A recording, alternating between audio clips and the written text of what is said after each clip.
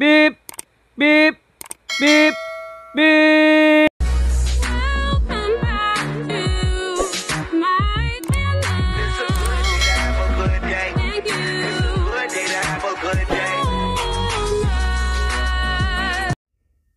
اللهم إن هذا المرض جند من جنودك تصيب به من تشاء وتصرفه عمن تشاء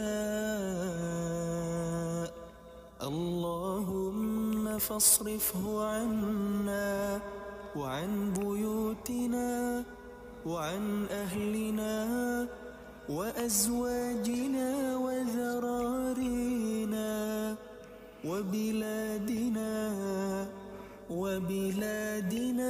وبلاد المسلمين واحفظنا مما نخاف ونحذر فأنت خير حافظا فأنت خير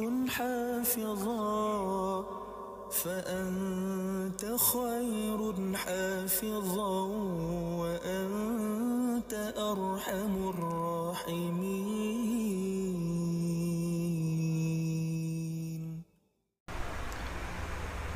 Assalamualaikum, hai, salam sejahtera. Jumpa lagi untuk video kali ini. Alright, aduh, pakailah baju ni, dah lama tak pakai dengan tak gosok dia. Kan, pakailah baju lain-lain sikit. Alright, hari ni nak kongsi dengan korang beberapa berita yang agak memeranjatkan dan menyedihkan. Okay, satu ni dia, aku rasa benda ni dekat Rusia, sebab nampak dekat beg dia macam beg grapefruit tu, ada seorang mak ni dia bawa, dia hantar macam dekat Singapura lah. Singapura mana yang tak ada motor ke, tak ada basikal, dia boleh buat penghantaran makanan atau barang naik train atau naik bas lah. So jadi seorang mak ni, dia ada 2 orang anak yang masih kecil, tak ada orang yang jaga anak dia. So dia bawa sekali anak dia 2 orang untuk buat hantar barang atau makanan lah. Dan tu dekat Rusia. So tengok gambar tu aku macam, Allah, sedihnya. Serius babe, sedih gila babe, sedih gila. Tu aku cakap, kalau korang rasa diri korang susah, ada ramai lagi susah pada korang. Serius, memang ada ramai lagi susah pada korang. Alright.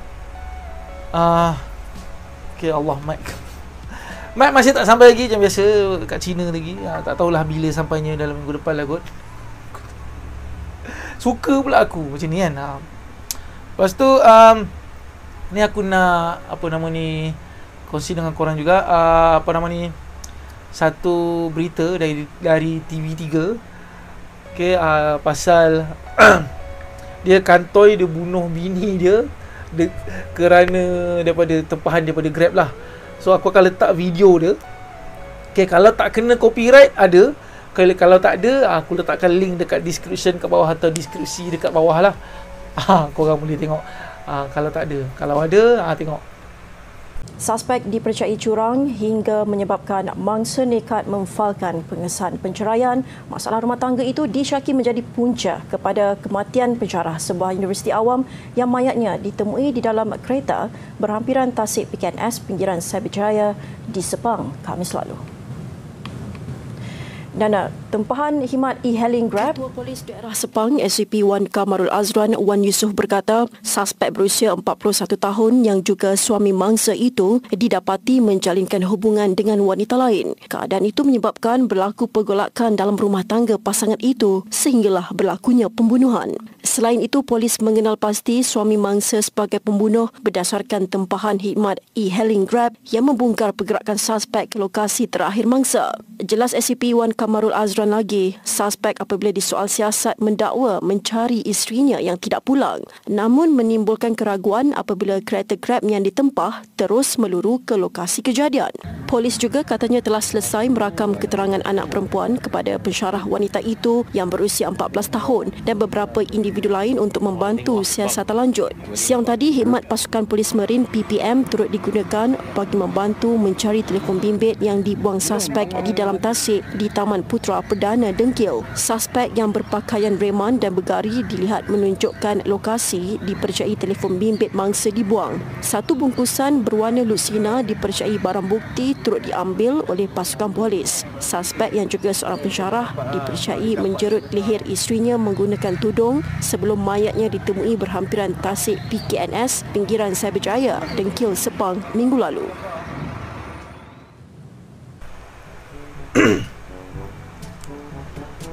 Alright, jadi apa pendapat korang? Alright, nampak tempahan Grab boleh detect balik sampai kat mana apa kata orang tu last tempah, sampai ke mana, handphone ke mana. Terbaik babe, terbaik. Grab ni orang kata alhamdulillah berjaya menyelesaikan orang kata kes jenayah juga tau. Baik tau. Baik kan, boleh orang kata detect lokasi. Tapi itulah, bila kita nak guna aplikasi Grab, tak kisahlah pemandu punya atau pengguna punya, kita dah allow semua benda tau. Ni tak kisah app siapa pun sebenarnya, bukan Grab je, banyak apps lain pun kita dah allow semua benda. So memang kita dah allow kita punya location apa bagai. Kalau Grab memang tentu arah nak terpaksa allow location lah, sama ada driver atau passenger terpaksa. Kalau tidak, macam mana nak detect kau punya location kat mana kan, lokasi korang dekat mana. So macam mana nak bagi job, dan untuk driver macam mana nak bagi job kalau tak tahu korang dekat mana. Dan kalau kata passenger, penumpang pula, macam mana nak bagi kau kereta kalau tak tahu kau kat mana. So kita terpaksa mengorbankan sesuatu untuk sesuatu lah. So kita dah hidup dekat zaman tu sekarang ni. Terpaksa korbankan sikit kita punya privacy. Tapi itulah, nampak orang buat jenayah, bunuh bini, dapat detect, dapat cari kan. Tu bagusnya teknologi, antara benda bagus lah. Okay, lepas tu ni apa kata, cerita kepada tajuk video ni. Okay. Dari mana datangnya perkataan prebet sapu? Okay, ni mana yang tak tahulah, yang dah tahu tak kisah. Ni untuk yang tak tahu, untuk yang tak tahu. Macam aku pun baru tahu tadi.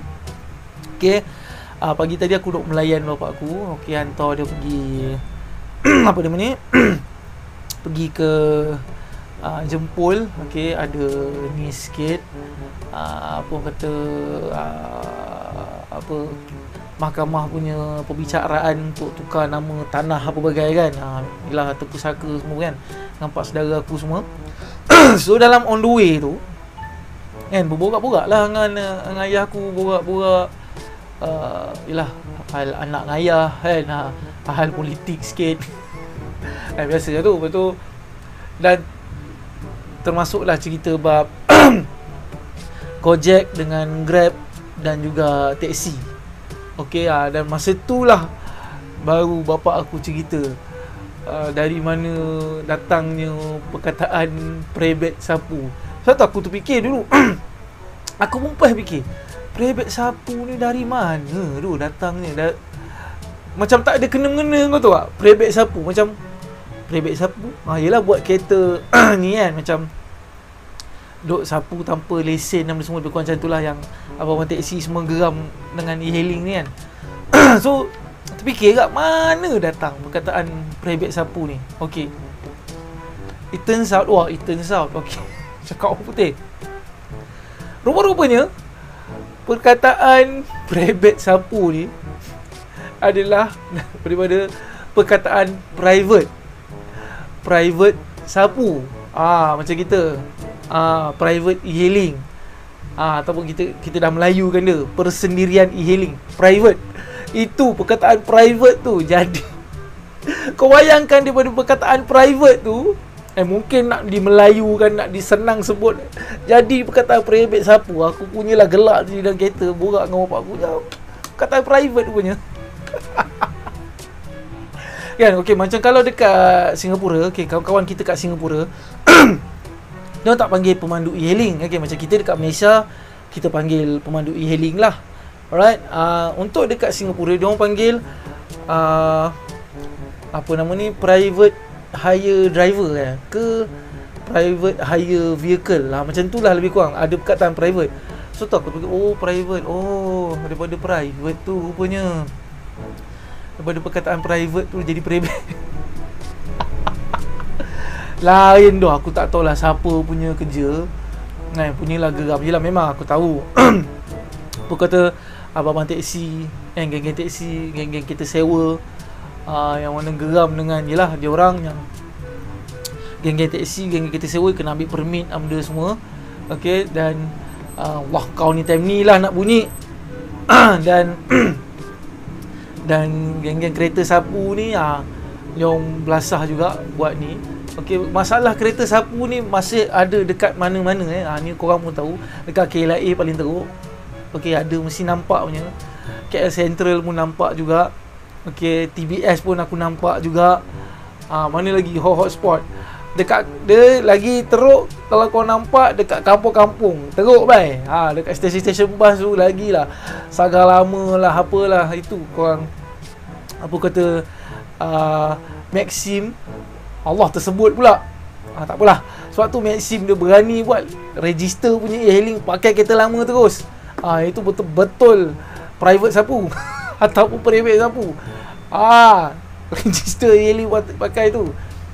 Nampak dekat kampung selalunya yang mana yang duduk contoh macam aku kat kampung aku kat Melaka kan. So dekat Melaka kat Antian Bas Air Keruh tu memang biasa. Memang ada kereta private sapu. Orang dia nampak orang dia tegur, cara dia punya modus operandi sama je sebenarnya. Tak ada apa pun yang berubah kan. Lepas tu bapak aku dah cerita sikit sejarah-sejarahnya pasal orang kata private sapu ni. Dia kata dulu okay, tahun-tahun dululah, bukan macam sekarang ni kereta bersepah atas jalan. Ni time zaman bapak aku time kecil-kecil dulu, dia kata kalau nak hantar hantar bapak saudara aku pergi sekolah ke mana ke jauh-jauh ke kan, so dekat kampung tu mesti akan ada seorang yang ada kereta dan akan pergi roger dia lah. Roger dia deal harga. So ni nak hantar anak ni pergi sekolah kat Kuantan ke, kat Perak ke, kat mana. So akan deal lah. So macam mana nak pergi balik ke, pergi saja ke. So macam mana deal lah. Dia macam tu lah sebenarnya. So bapak aku cakap sebenarnya benda ni tak ada apa yang berubah pun sebenarnya. Okay, benda ni tak ada apa yang berubah. Bendanya sama je, tinggal lagi sekarang makin canggih pakai handphone. Tu je. So bapak aku cakap tak ada yang berubah lah, sama je. Sebab okay, yang mana tak tahu, sebab bapak aku dulu buat taksi juga. So dia kata memang tak ada benda yang berubah pun. Tinggal lagi yelah macam dulu abang-abang taksi, geng taksi, kalau kau tahu dalam kereta dia orang ada tu radio tu. Kan, radio car tu macam polis punya tu, tapi dia untuk berhubungan ni kalau ada job ke apa, dia akan roger kat situ. Tu dia punya ping radio tu lah. Daripada radio tu dia punya ping. So sekarang ni dah zaman teknologi yang benda semua kita pakai handphone saja kita dah boleh dapat job. Tu je bapak aku cakap. Benda tu sekarang sebenarnya dia makin canggih je. Okey, tapi dia punya modus operandi dia sama saja. So tu je lah cerita je tadi pasal private sapu. Okey, Wah fikir kan, kita pun penat lah fikir private sapu ni bagaimana lah. Aku mula-mula fikir ingat private sapu ni ni mesti dulu askar kot yang buat perangai macam ni, buat kereta. minta maaf bukan minta ada abang askar buat kereta sapu ke apa, so dia lekat nama private sapu, rupanya private private sapu.